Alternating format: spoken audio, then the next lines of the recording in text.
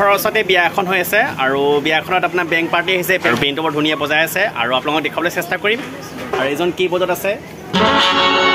দাদা আপোনাৰ নামটো মোৰ নাম শ্ৰী উত্তম কৰ্মকাৰ আৰু আপোনাৰ ঘৰ মোৰ ঘৰ বৰজান বাকী আৰু আছে বেকত দেখুৱাম আৰু তেওঁলোকে বৰ ধুনীয়া বজাই আছে কিন্তু বজা মানে শুনা পাই মই ঘৰৰ পৰা আহিবলগীয়া হ'ল আৰু তেওঁলোকে ধুনীয়াকৈ বজাই আপোনালোকক দেখাবলৈ চেষ্টা কৰিব আৰু যদি তেওঁলোকক কণ্টেক্ট কৰে আপোনালোকে কণ্টেক্ট কৰিব পাৰিব দাদাজনৰ নাম্বাৰ দি দিব আপোনালোকে কণ্টেক্ট কৰিব আচ্ছা কণ্টেক্ট নাম্বাৰ মই দি দিম ঠিক আছে আপোনাক কণ্টেক্ট নাম্বাৰ দি দিব তবলক আজি যদি আৰম্ভণি কৰক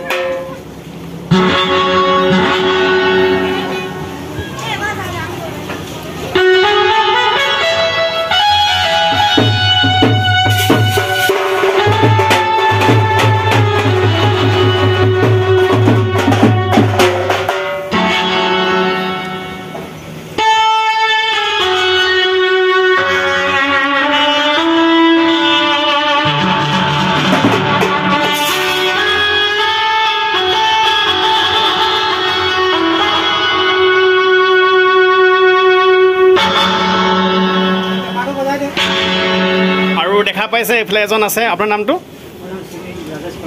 আপোনাৰ সম্বুতাতি আপোনাৰ আৰু এইজনে বৰ ধুনীয়া বোলে পেপা বজায় আৰু দাদাই পেপা বজাই দেখুৱাব আৰম্ভণি যেতিয়া হ'ব আপুনি অকণ বজাই দেখুৱাওক পেপা এজনে বজায় ঠিক আছে পেপা এজনে বজায় আৰু এইফালৰ আছে আৰু এইটো কি বুলি কয় ঢোল বুলি কয় বাকী এইজন দেখুৱালে আপোনাৰ কি বজত আছে ক'বলৈ যদি